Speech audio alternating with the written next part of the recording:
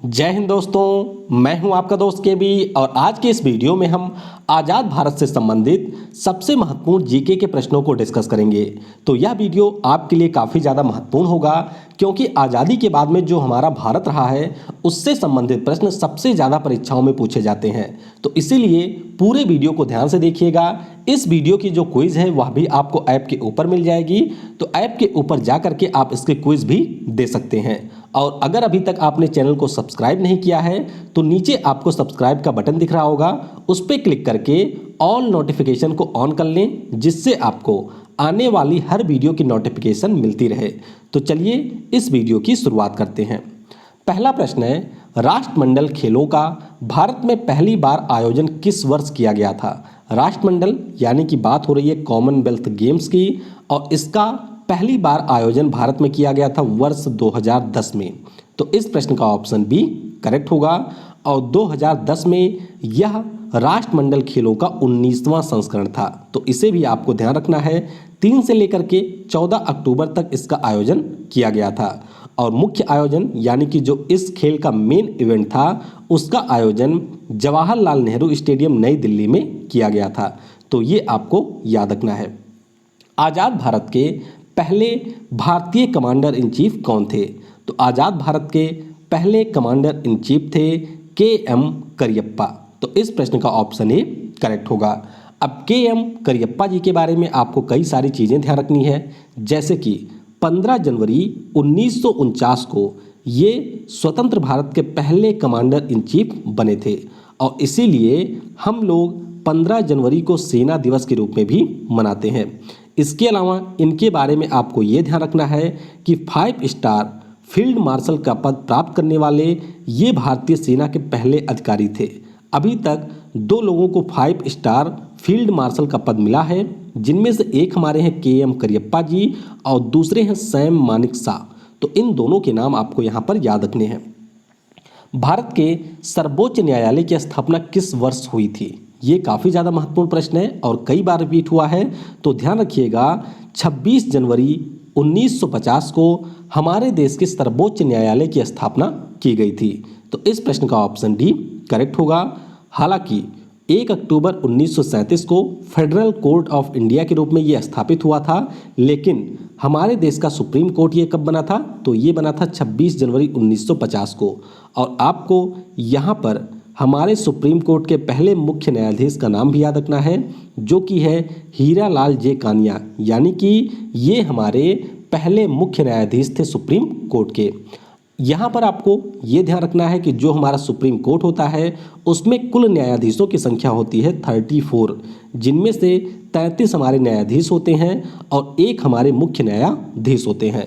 चलिए आपके लिए यहाँ पर एक प्रश्न है, आपको नीचे कमेंट में बताना है कि हमारे देश के जो सुप्रीम कोर्ट के न्यायाधीश होते हैं उनकी रिटायरमेंट की एज क्या होती है, ये आपको नीचे कमेंट में बताना है। आज़ाद भारत में पहली बार किस वर्ष सामान्य चुनाव का आयोजन हुआ था? सामान्य चुनाव यानी कि बात हो रही है जनरल इलेक्शन की, और जनरल इलेक्शन का मतलब होता है जो हमारे लोकसभा के चुनाव होते हैं। तो सबसे पहली बार इनका आयोजन किया गया था 1951-52 में। तो इस प्रश्न का ऑप्शन डी करेक्ट होगा। तो 25 अक्टूबर 1951 से लेकर के 21 फरवरी 1952 तक ये चला था। कुल मिलाकर उस समय हमारे लोकसभा में 489 सीटें थी और कांग्रेस ने यहाँ पर 489 में से 364 सीटें अकेले जीती थी। और उस समय हमारे पीएम बने थे Jawaharlal Nehru ji. Reserve bank of India को भारत सरकार द्वारा किस वर्ष राष्ट्रीयकृत किया गया था? तो ये तो आप सभी को पता होगा कि 1 अप्रैल 1935 को ये स्थापित किया गया था, लेकिन 1949 को ये राष्ट्रीयकृत किया गया था, यानी कि नेशनलाइजेशन हुआ था रिजर्व बैंक ऑफ इंडिया का। तो इस प्रश्न का ऑप्शन सी करेक्ट होगा। मुख्यालय इसका है मुंबई में। यहाँ पर आपको ये ध्यान रखना है कि जब 1935 में स्थापित हुआ था उस समय इसका मुख्यालय कहाँ पर था? कोलकाता में था। बाद में इसको शिफ्ट कर दिया गया था कहाँ पर? मुंबई में 1937 में। तो ये भी आपसे पूछा जा सकता है। और इसके पहले गवर्नर थे ऑसबोर्न स्मिथ।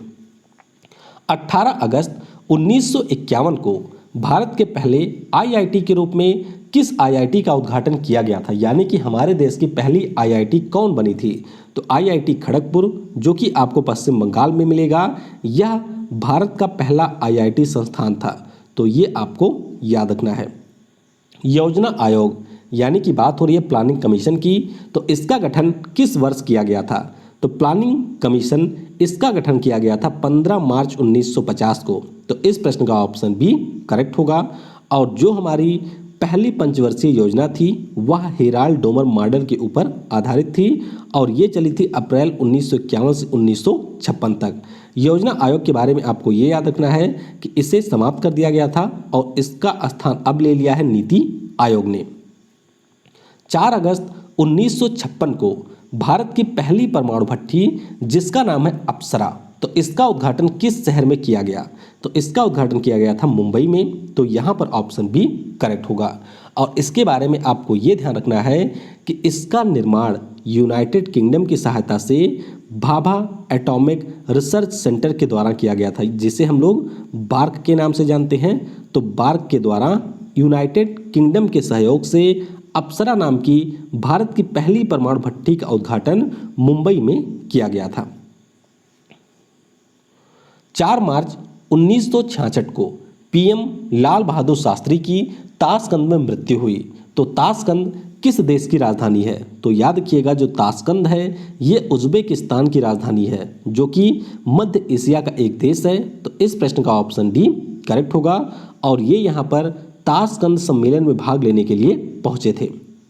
भारतीय जीवन बीमा निगम, बात हो रही है life insurance corporation of India की, तो इसकी स्थापना किस वर्ष हुई थी?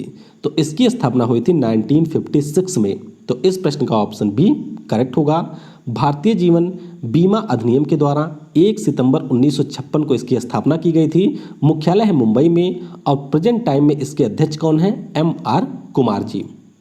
भारत में पहली बार आपातकाल किस वर्ष लागू किया गया? तो आपको ये ध्यान रखना है कि पहली बार जो आपातकाल है वह लागू किया गया था 1962 में। और 1962 में क्यों लागू हुआ था? क्योंकि उस समय चीन ने भारत के ऊपर कर दिया था हमला और उसी के कारण पहली बार आपातकाल को लागू किया गया था। तो इस प्रश्न का ऑप्शन ए करेक्ट होगा। आपको ये ध्यान रखना है कि हमारे संविधान के अनुच्छेद 352 के अंतर्गत राष्ट्रीय आपातकाल की घोषणा की जाती है और स्वतंत्र भारत में कुल मिलाकर के 3 बार इसकी घोषणा की जा चुकी है। तो ये भी आपको ध्यान रखना है।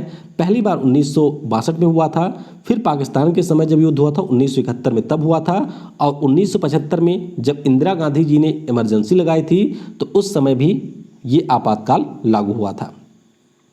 भारत ने किस वर्ष स्माइलिंग बुद्धा कोड नाम के साथ पहली बार सफलतापूर्वक नाभिकीय परीक्षण किया था? तो ये नाभिकीय परीक्षण भारत ने किया था 1974 में। तो इस प्रश्न का ऑप्शन सी करेक्ट होगा। तो राजस्थान जो कि हमारा एक स्टेट है, इसमें आपको मिलेगा पोखरण, पाकिस्तान के बॉर्डर के करीब है। वहाँ पर 18 मई 1974 को ऑपरेशन शक्ति के तहत टेस्टिंग की गई थी। तो यहाँ पर आपको ये ध्यान रखना है कि स्माइलिंग बुद्धा ये इसका कोड नेम था, क्योंकि बुद्ध पूर्णिमा के दिन हुआ था और ऑपरेशन का नाम रखा गया था ऑपरेशन शक्ति। तो इनके बारे में भी आपको याद रखना है। और इसके बाद में फिर ये परीक्षण हुआ था 1998 में। तो इसके ऊपर एक सेपरेट वीडियो मैं बनाऊंगा, तो उस वीडियो में आपको इसके बारे में सारी जानकारी मिल जाएगी कि किस प्रकार ने भारत ने बहुत ही चतुराई के साथ में 1998 वाला परीक्षण किया था। किस क्षेत्र को भारतीय संघ में शामिल करने के लिए भारतीय सेना ने ऑपरेशन पोलो चलाया था? तो जब हमारा देश आज़ाद हुआ उस समय 2 देश बन गए थे, एक था पाकिस्तान, एक हमारा था भारत। और जो हमारे यहाँ पर स्टेट थे उनको ये अधिकार दिया गया था कि या तो वो पाकिस्तान में शामिल हो जाएं या फिर भारत में शामिल हो जाएं। तो कई सारे ऐसे स्टेट थे जो शामिल नहीं होना चाहते थे, जैसे कि जम्मू कश्मीर हो गया, जूनागढ़ हो गया, हैदराबाद हो गया।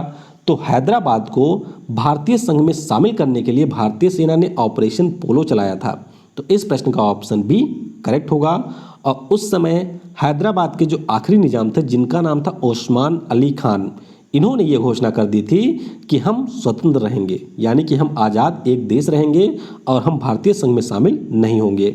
इसीलिए भारत की पुलिस के द्वारा सितंबर 1948 में हैदराबाद को भारतीय संघ में शामिल करने के लिए ऑपरेशन पोलो चलाया गया था। भारत की स्पेस एजेंसी जिसका नाम है इसरो, इसकी स्थापना किस वर्ष हुई थी? तो इसरो की स्थापना हुई थी 15 अगस्त 1969 को। तो इस प्रश्न का ऑप्शन सी करेक्ट होगा। मुख्यालय आपको बेंगलुरु में मिल जाएगा और इसके वर्तमान में अध्यक्ष के सिवन। ऑपरेशन मेघदूत किससे संबंधित है? तो ऑपरेशन मेघदूत संबंधित है 1984 के सियाचिन पर भारत के अधिकार को लेकर के। तो इस प्रश्न का ऑप्शन सी करेक्ट होगा। तो भारतीय सेना के द्वारा ऑपरेशन मेघदूत के अंतर्गत 13 अप्रैल 1984 को ऑपरेशन मेघदूत चलाया गया था और उसके बाद में जो सियाचिन आपको मिलेगा जम्मू और कश्मीर में, उसके ऊपर अपना अधिकार जमाया गया था। तो इस प्रश्न का ऑप्शन सी करेक्ट होगा। और यहाँ पर आपको ये ध्यान रखना है कि ये जो ऑपरेशन था, ऑपरेशन मेघदूत, इसकी अगुवाई की थी हमारे पश्चिमी कमान के कमांडर इन चीफ प्रेमनाथ हून ने। तो इनका नाम भी आपको याद रखना है। 2013 में भारतीय नौसेना में शामिल किए गए एयरक्राफ्ट कैरियर जिसका नाम क्या है? इसका नाम क्या है? तो इसका नाम है INS विक्रमादित्य, यानी कि इंडियन नेवल शिप विक्रमादित्य। तो इस प्रश्न का ऑप्शन डी करेक्ट होगा। और ये जो हमारी एयरक्राफ्ट कैरियर है, इसका निर्माण रूस की ब्लैक सी शिपयार्ड और सेव मैस के द्वारा बनाया गया था। और ध्यान रखिएगा, वर्तमान में भारत के पास में एकमात्र एयरक्राफ्ट कैरियर है। एक हमारा है INS विक्रांत, जिसका निर्माण केरल के कोचीन शिपयार्ड लिमिटेड के द्वारा किया जा रहा है। तो पहला हमारा INS विक्रमादित्य है और दूसरा अभी बन रहा है। भारत के आखिरी गवर्नर जनरल कौन थे? तो भारत के आखिरी गवर्नर जनरल थे सी राजागोपालाचारी। तो इस प्रश्न का ऑप्शन बी करेक्ट होगा। और सी गोपालाचारी के बारे में आपको ये ध्यान रखना है कि 21 जून 1948 से लेकर के 26 जनवरी 1950 तक ये भारत के आखिरी गवर्नर जनरल थे। और जब भारत रत्न पहली बार दिया गया था तो उनमें से ये भी एक व्यक्ति थे जिनको पहली बार भारत रत्न मिला था। और आपके लिए यहाँ पर यह प्रश्न है कि सी राजगोपालाचारी जी के साथ में अन्य किन लोगों को भारतीय रत्न दिया गया था, वह आपको नीचे कमेंट में लिखना है। इनके बारे में आपको 1-2 पॉइंट और ध्यान रखना है, जैसे कि वेस्ट बंगाल यानी कि पश्चिम बंगाल राज्य के ये पहले राज्यपाल भी थे और इनके द्वारा 4 जून 1959 को स्वतंत्र पार्टी की स्थापना की गई थी। तो ये कुछ जरूरी चीज़ें हैं सी राजगोपालाचारी जी के बारे में, ये भी आपको याद रखना है। ऑपरेशन जिब्राल्टर भारत और पाकिस्तान के बीच किस वर्ष के युद्ध से संबंधित है? तो ऑपरेशन जिब्राल्टर की बात करते हैं तो ये संबंधित है 1965 के युद्ध से। तो इस प्रश्न का ऑप्शन सी करेक्ट होगा। अगस्त 1965 में भारत और पाकिस्तान के बीच में युद्ध हुआ था, उसी दौरान ऑपरेशन जिब्राल्टर चलाया गया था। और बाद में सितंबर 1965 में ऑपरेशन ग्रैंड स्लैम भी चलाया गया था, क्योंकि ऑपरेशन जिब्राल्टर फेल हो गया था। तो इसीलिए आपको ध्यान रखना है कि ये जो दोनों ऑपरेशन हैं, यानी कि ऑपरेशन जिब्राल्टर या गिब्राल्टर और ऑपरेशन ग्रैंड स्लैम, ये दोनों संबंधित हैं भारत और पाकिस्तान के बीच के 1965 के युद्ध से। चुशूल युद्ध में भारत का प्रतिनिधित्व किसने किया था? तो जो चुशूल युद्ध है, इसे हम लोग रजांग युद्ध के नाम से भी जानते हैं, क्योंकि रजांग पास के पास इस युद्ध को किया गया था भारत और चीन की सेना के बीच में। और इसमें भारत का प्रतिनिधित्व किया था मेजर शैतान सिंह ने। तो इस प्रश्न का ऑप्शन सी करेक्ट होगा। इसमें उस समय मेजर शैतान सिंह जी के पास में मात्र 123 सैनिक थे और इन 123 सैनिकों ने 17,000 फीट की ऊंचाई पर युद्ध लड़ा था और यहाँ पर चीन के 1,000 सैनिकों को मार गिराया था। हालांकि 123 में से 111 या 12 लोगों की डेथ भी हो गई थी। मेजर शैतान सिंह की भी डेथ हो गई थी इस युद्ध में। तो आपको ध्यान रखना है, चुशूल युद्ध में भारत का प्रतिनिधित्व मेजर शैतान सिंह ने किया था। रक्षा अनुसंधान व विकास संगठन, बात हो रही है defence research and development organisation की। तो इसकी स्थापना किस वर्ष हुई थी? तो इसकी स्थापना हुई थी 1958 में। तो इस प्रश्न का ऑप्शन ए करेक्ट होगा।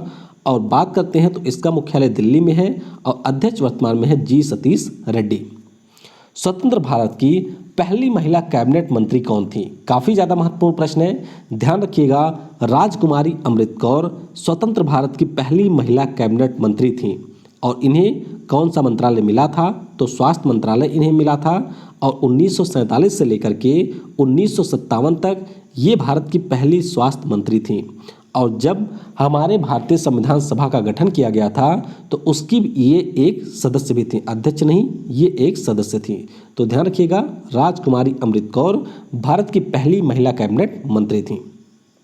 अंतर्राष्ट्रीय न्यायालय के प्रथम भारतीय न्यायाधीश कौन थे? अंतर्राष्ट्रीय न्यायालय आपको पता होगा कि ये नीदरलैंड के द हेग में स्थित है और इसके पहले भारतीय न्यायाधीश थे BN राव जी। तो इस प्रश्न का ऑप्शन ए करेक्ट होगा। तो 1952-53 में द हेग में जो हमारा अंतर्राष्ट्रीय न्यायालय है इसके न्यायाधीश के रूप में इन्होंने कार्य किया था। यहाँ पर आपको एक नाम ध्यान रखना है RS पाठक जी का। RS पाठक जी का नाम इसलिए महत्वपूर्ण है क्योंकि ये न केवल अंतर्राष्ट्रीय न्यायालय में भारत के न्यायाधीश रहे हैं, इसके अलावा ये भारत के 18वें मुख्य न्यायाधीश भी रहे हैं। तो आपको RS पाठक जी का नाम भी यहाँ पर ध्यान रखना है। जन गण मन को भारत के राष्ट्रगान के रूप में कब स्वीकार किया गया था? तो जन गण मन ये भारत का राष्ट्रगान बना था 24 जनवरी 1950 को। तो यहाँ पर ऑप्शन डी करेक्ट होगा। और किसने इसे लिखा है? तो नोबेल पुरस्कार विजेता रविन्द्रनाथ टैगोर जी के द्वारा इसे लिखा गया था। और जनरली जो हमारा जनगण मन राष्ट्रगान है इसे गाने में समय लगता है 52 सेकंड का। आपसे ये भी पूछा जा सकता है कि पहली बार इसको गाया कब गया था? तो ध्यान रखिएगा 27 दिसंबर 1911 में जब भारतीय राष्ट्रीय कांग्रेस का अधिवेशन हुआ था कलकत्ता में, तो वहाँ पर इससे पहली बार सुनाया गया था। तो ये भी आपको याद रखना है। भारत की सबसे चौड़ी नदी कौन सी है? यहाँ पर ध्यान रखिएगा, मैं लंबी नदी की या भारत की सबसे बड़ी नदी की बात नहीं कर रहा हूँ। भारत की सबसे लंबी या सबसे बड़ी नदी है गंगा, लेकिन भारत की सबसे चौड़ी नदी कौन सी है? तो ये है ब्रह्मपुत्र। तो इस प्रश्न का ऑप्शन बी करेक्ट होगा। यह जो नदी है वह तिब्बत यानी कि जो चीन का इस समय हिस्सा है वहाँ पर अंगसी या फिर चेम युंग डंग ग्लेशियर से निकलती है। इसकी कुल लंबाई 2900 किलोमीटर है, जिनमें से 1700 किलोमीटर तिब्बत में है यानी कि चीन में है, 900 किलोमीटर आपको भारत में मिलेगा और 300 किलोमीटर ये है बांग्लादेश में। बांग्लादेश में जब ब्रह्मपुत्र नदी गंगा से मिल जाती है तो इसका नाम हो जाता है जमुना। ये नाम भी आपको ध्यान रखना है। और इसकी औसत चौड़ाई है 5.4 किलोमीटर यानी कि इतने डिस्टेंस में ये बहती है। सिडबी का मुख्यालय कहाँ पर है? बात हो रही है small industries development bank of India की। तो इसका मुख्यालय आपको मिल जाएगा लखनऊ में। तो इस प्रश्न का ऑप्शन सी करेक्ट होगा। इसकी स्थापना हुई थी 2 अप्रैल 1990 को और वर्तमान में इसके अध्यक्ष और MD हैं मोहम्मद मुस्तफ़ा। भारत द्वारा पहली सैटेलाइट आर्यभट्ट को किस वर्ष लॉन्च किया गया था? तो महान गणितज्ञ आर्यभट्ट जी के नाम पर इसका नाम रखा गया था और इसे लॉन्च किया गया था 1975 में। तो इस प्रश्न का ऑप्शन डी करेक्ट होगा। और आपको ये ध्यान रखना है कि ये जो हमारी पहली सैटेलाइट थी इसको हमने रूस के सहयोग से लॉन्च किया था 1975 में। तो ये आप देख सकते हैं आर्यभट्ट सैटेलाइट को। भारतीय रेलवे किस वर्ष राष्ट्रीयकृत हुआ था यानी कि कब ये नेशनलाइज हुआ था? क्योंकि इससे पहले इसका संचालन प्राइवेट प्लेयर के द्वारा किया जा रहा था और फाइनली जाकर के जनवरी 1951 में ये राष्ट्रीयकृत हो गया था यानी कि भारत सरकार के अधीन हो गया था। तो इस प्रश्न का ऑप्शन बी करेक्ट होगा। वैसे हमारे यहाँ पर रेलवे मंत्रालय की जो स्थापना है वह मार्च 1905 में हुई थी। और स्वतंत्र भारत के पहले रेल मंत्री कौन थे? तो जॉन मथाई पहले हमारे रेल मंत्री थे। नाबार्ड की स्थापना किस वर्ष हुई थी? तो नाबार्ड की स्थापना हुई थी 12 जुलाई 1982 को। तो इस प्रश्न का ऑप्शन ए करेक्ट होगा। और इसकी स्थापना शिव रमन समिति के सुझाव पर किया गया था। तो ये भी आपको ध्यान रखना है कि शिव रमन समिति के सुझाव पर इसे स्थापित किया गया था। इसका पूरा नाम है नेशनल यानी कि राष्ट्रीय, एग्रीकल्चर यानी कि कृषि, रूरल यानी कि ग्रामीण, डेवलपमेंट यानी कि विकास, बैंक ऑफ इंडिया यानी कि राष्ट्रीय कृषि और ग्रामीण विकास बैंक। तो ये इसका नाम है। मुख्यालय इसका है मुंबई में और वर्तमान में इसके अध्यक्ष बन गए हैं GR चिंतला। 13 जनवरी 1970 को लॉन्च ऑपरेशन फ्लड किससे संबंधित है? तो हम बात कर रहे हैं ऑपरेशन फ्लड की। तो ये संबंधित है दुग्ध उत्पादन से। तो इस प्रश्न का ऑप्शन सी करेक्ट होगा। भारत में 13 जनवरी 1970 को दूध की कमी को पूरा करने के लिए, यानी कि भारत को दूध के उत्पादन में अग्रणी देशों की सूची में शामिल करने के लिए ऑपरेशन फ्लड, या फिर जिसे हम श्वेत क्रांति के नाम से जानते हैं, इसको चलाया गया था। और वर्गीस कुरियन, जो कि अमूल कंपनी के संस्थापक हैं, इन्हें श्वेत क्रांति का जनक कहा जाता है। क्षेत्रफल के दृष्टिकोण से भारत का सबसे बड़ा राज्य कौन सा है? तो यहाँ पर अगर आपसे जनसंख्या के दृष्टिकोण से पूछा जाता है तो उत्तर होगा आपका उत्तर प्रदेश। लेकिन बात हो रही है एरिया वाइज, तो एरिया वाइज हमारे यहाँ का सबसे बड़ा राज्य है राजस्थान। तो इस प्रश्न का ऑप्शन डी करेक्ट होगा। राजस्थान सबसे बड़ा है, दूसरे स्थान पे मध्य प्रदेश है, तीसरे पे है महाराष्ट्र। वहीं पर अगर हम लोग जनसंख्या में बात करते हैं तो यूपी पहले पे है, महाराष्ट्र दूसरे और बिहार है तीसरे स्थान पर। आज़ादी के बाद भारत में पहली बार नोटबंदी कब हुआ था? तो आज़ादी के बाद भारत में पहली बार नोटबंदी हुआ थी 1978 में। तो इस प्रश्न का ऑप्शन डी करेक्ट होगा। सबसे पहली बार नोटबंदी हुई थी 1946 में। उस समय 500, 1000 और 10,000 के नोट जो थे उनको बंद किया गया था। फिर हुआ था आपका 16 जनवरी 1978 को। उस समय 100 रुपये से ऊपर के जो भी नोट थे उन सभी को बंद किया गया था। और फिर आपका प्रेजेंट टाइम में हुआ है 2016 में, जब 5000 और 1000 के नोट को बंद किया गया था। तो आज़ाद भारत में पहली बार हुआ था 1978 में। इनमें से भारत के कौन से प्रधानमंत्री आरबीआई के गवर्नर भी रह चुके हैं, यानी कि रिजर्व बैंक के गवर्नर के रूप में भी उन्होंने काम किया है? तो ये हमारे हैं मनमोहन सिंह जी। तो इस प्रश्न का ऑप्शन ए करेक्ट होगा। 15 सितंबर 1982 से 15 जनवरी 1985 तक भारत के ये 15वें गवर्नर रहे हैं और 2 बार ये भारत के प्रधानमंत्री के रूप में भी कार्यकाल अपना पूरा कर चुके हैं। तो यहाँ पर ऑप्शन ए करेक्ट होगा। इसरो, बात हो रही है यहाँ पर हमारे स्पेस एजेंसी की। तो इसके पहले अध्यक्ष कौन थे? तो इसके पहले अध्यक्ष थे विक्रम साराभाई जी। तो इस प्रश्न का ऑप्शन बी करेक्ट होगा। विक्रम साराभाई जी की अगर हम लोग बात करते हैं तो जो हमारे यहाँ का पूरा स्पेस प्रोग्राम है उसके जनक माने जाते हैं विक्रम साराभाई जी। और इसरो के बारे में मैं आपको पहले भी बता चुका हूँ कि 15 अगस्त 1969 को इसकी स्थापना की गई थी। भारत में उदारीकरण, निजीकरण और वैश्वीकरण, बात हो रही है लिबराइजेशन, प्राइवेटाइजेशन और ग्लोबलाइजेशन मॉडल की। तो इसे कब लागू किया गया था? तो इसे लागू किया गया था 24 जुलाई 1991 को। तो इस प्रश्न का ऑप्शन सी करेक्ट होगा। बस आपको यहाँ पर ये डेट याद रखनी है। उस समय हमारे भारत के प्रधानमंत्री थे पीवी नरसिम्हा राव जी और वित्त मंत्री थे मनमोहन सिंह जी। इसका मतलब क्या है? तो इसका सिंपल मतलब आप ये ध्यान रखिएगा कि 1991 के पहले तक जो भी हमारे यहाँ पर उद्योग होते थे या जो भी अन्य किसी प्रकार के अर्थव्यवस्था से जुड़े हुए कार्य होते थे उन पे ज़्यादा नियंत्रण होता था सरकार को।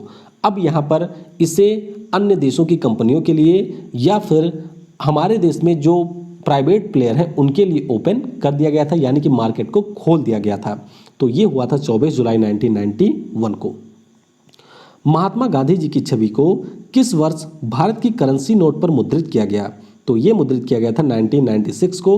तो इस प्रश्न का ऑप्शन बी करेक्ट होगा।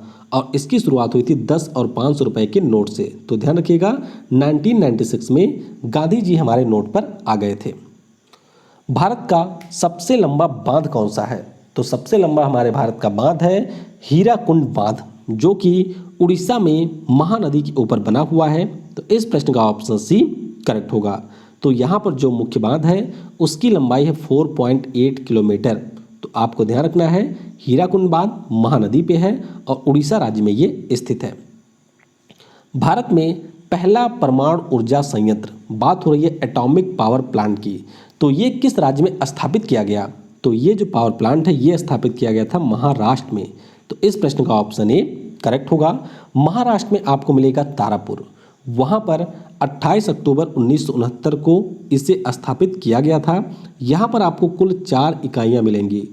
इनमें से 2 इकाइयाँ 160 मेगावाट की हैं और बाकी की 2 इकाइयाँ 540 मेगावाट की हैं। तो ये आपको याद रखना है।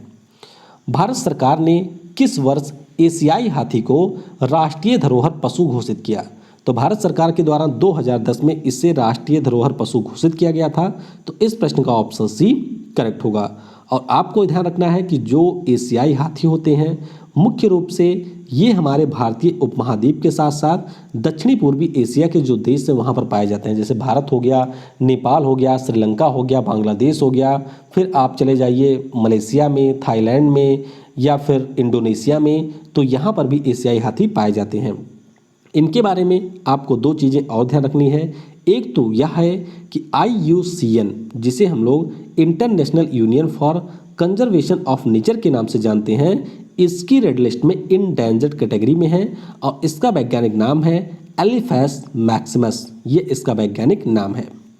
पहला एशियाई खेल किस वर्ष भारत की राजधानी दिल्ली में आयोजित किया गया था? तो हमने पहले प्रश्न में बात की थी कॉमनवेल्थ गेम्स की, तो कॉमनवेल्थ गेम्स 2010 में आयोजित किया गया था और वो था 19वां संस्करण।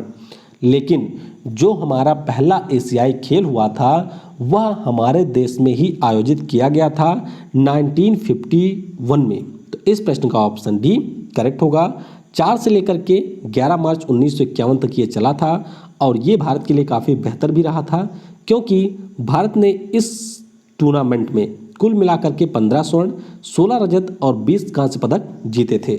और वहीं पर जापान के बाद में भारत इस तालिका में रहा था दूसरे स्थान पर। तो ये भी आपको थोड़ा सा ध्यान रखना है। ऑपरेशन सफ़ेद सागर भारत और पाकिस्तान के किस वर्ष के युद्ध से संबंधित है? तो ये जो ऑपरेशन सफ़ेद सागर है ये संबंधित है 1999 के कारगिल युद्ध से। तो इस प्रश्न का ऑप्शन ए करेक्ट होगा। 1999 में एक बार फिर से पाकिस्तान हमसे हारने के लिए आया था और उस समय भारतीय वायुसेना के द्वारा चलाया गया जो अभियान था उसका नाम था ऑपरेशन सफ़ेद सागर। कारगिल युद्ध मई से जुलाई 1999 तक हुआ था और 26 जुलाई को कारगिल विजय दिवस मनाया जाता है, ये भी आपको याद रखना है। एशियाई खेलों में स्वर्ण पदक प्राप्त करने वाली पहली भारतीय महिला कौन थी? तो एशियाई खेलों में स्वर्ण पदक प्राप्त करने वाली पहली भारतीय महिला थी, इनका नाम है कमलजीत सिंह संधू, कमलजीत संधू। तो इस प्रश्न का ऑप्शन बी करेक्ट होगा। यहाँ पर अगर हम लोग बात करते हैं कमलजीत संधू जी की, तो 1970 में जो थाईलैंड की राजधानी है बैंकॉक, वहाँ पर एशियाई खेल हुआ था और इस खेल में 400 मीटर की दौड़ में इन्होंने स्वर्ण पदक जीता था और इसीलिए 1971 में पद्मश्री पुरस्कार से भारत सरकार के द्वारा इन्हें सम्मानित किया गया था। भारत और पाकिस्तान के बीच जो शिमला समझौता है वह किस वर्ष किया गया था? तो शिमला समझौता जो है वह आपका हुआ था 1972 में। डेट की अगर हम लोग बात करें तो डेट थी 2 जुलाई 1972 की। तो 1971 में भारत और पाकिस्तान के बीच युद्ध हुआ था और उस युद्ध में भारत ने बहुत ही बुरी तरीके से पाकिस्तान को हराया था। तो उसी के बाद में जो भारत ने पाकिस्तान के हिस्सों पर कब्जा कर लिया था या जो फिर प्रिजनर ऑफ वार थे यानी कि युद्ध बंदी थे, उन सभी को लेकर के ये समझौता भारत की उस समय की पीएम इंदिरा गांधी जी और पाकिस्तान के राष्ट्रपति जुल्फिकर अली भुट्टो के बीच में हुआ था। ऑपरेशन ट्राइडेंट भारत और पाकिस्तान के किस युद्ध से संबंधित है? तो ऑपरेशन ट्राइडेंट की बात करते हैं तो ये संबंधित है 1971 के युद्ध से। तो इस प्रश्न का ऑप्शन बी करेक्ट होगा और इसके अंतर्गत भारतीय सेना के द्वारा जो पाकिस्तान का कराची बंदरगाह है उसके ऊपर आक्रमण किया गया था। तो ध्यान रखिएगा ऑपरेशन ट्राइडेंट 1971 के युद्ध से संबंधित है। भारतीय रुपए का जो आधिकारिक प्रतीक है इसे किस वर्ष लागू किया गया था? तो ये आप देख सकते हैं आधिकारिक प्रतीक को, और इसे लागू किया गया था 2010 में। और इसे बनाया किसने था? तो IIT गुवाहाटी के एक हमारे प्रोफेसर थे उदय कुमार जी, इन्हीं के द्वारा इसे डिजाइन किया गया था। भारत में पहली बार किस वर्ष बैंकों का राष्ट्रीयकरण किया गया था? और ये जब राष्ट्रीयकरण किया था जो कांग्रेस पार्टी की उस समय की पीएम थी इंदिरा गांधी जी ने, तो उस समय कांग्रेस के काफ़ी सारे लोगों ने विरोध किया था, कांग्रेस 2 भागों में बंट भी गया था। तो ये इन्होंने किया था 19 जुलाई 1969 को। तो याद रखिएगा 19 जुलाई 1969 को किया गया था। तो ऑप्शन यहाँ पर डी फिलहाल करेक्ट होगा। तो 1969 में 14 बैंकों का राष्ट्रीयकरण किया गया था और 1980 में 6 अन्य बैंकों का राष्ट्रीयकरण किया गया था। तो ये आप यहाँ पर देख सकते हैं किन किन बैंकों का राष्ट्रीयकरण किया गया था। भारत ने किस मिशन के अंतर्गत पृथ्वी की निम्न कक्षा में सैटेलाइट को गिराने की क्षमता का परीक्षण किया था? तो इसका नाम था ऑपरेशन शक्ति। तो इस प्रश्न का ऑप्शन बी करेक्ट होगा। और ये परीक्षण भारत ने किया था 2019 में उड़ीसा के बालासोर से, और इसके बारे में पीएम के द्वारा घोषणा की गई थी। और अमेरिका, रूस और चीन के बाद में भारत स्पेस युद्ध की क्षमता को डेवलप करने वाला दुनिया का चौथा देश बन गया था। भारत द्वारा नौवहन सैटेलाइट जिसका नाम है IRNSS-1A, इसे किस वर्ष लॉन्च किया गया था? तो इसे लॉन्च किया गया था 2013 में। तो इस प्रश्न का ऑप्शन डी करेक्ट होगा।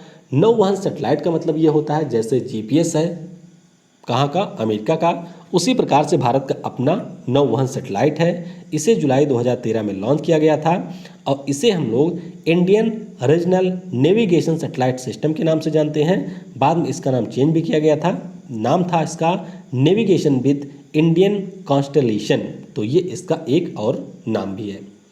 भारत की पहली बहुतरंगदैर्घ्य टेलीस्कोप जिसका नाम है एस्ट्रोसैट, यह एक मल्टी वेवलेंथ स्पेस टेलीस्कोप थी। तो इसे किस वर्ष लॉन्च किया गया? तो इसे लॉन्च किया गया था 2015 में। तो इस प्रश्न का ऑप्शन डी करेक्ट होगा। तो 28 सितंबर 2015 को PSLV C30 के द्वारा इसे लॉन्च किया गया था। भारत के द्वारा संचार सैटेलाइट जिसका नाम है INSAT-1A, इसे किस वर्ष लॉन्च किया गया? तो इसे लॉन्च किया गया था 1982 में। तो इस प्रश्न का ऑप्शन सी करेक्ट होगा।